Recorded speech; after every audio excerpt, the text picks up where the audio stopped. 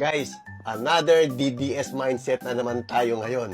Meron sinabi si Sara Duterte na ganito, basahin natin.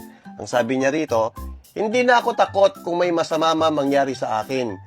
Dito, nagkaroon siya ng appeal to emotion na hindi na raw siya takot kung sakaling may mangyari sa kanyang hindi maganda. Pero sa pagkakatanda ko yata, ikaw yata ang nagbanta sa presidente. Tapos ikaw pang takot.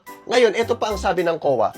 Ang sabi ng COA dito, COA findings, Vice President Duterte's 335 security personnel account for 43% of the OVP total workforce. So, lumalabas, halos kalahati pala ng empleyado ni Sara Duterte ay mga security officer.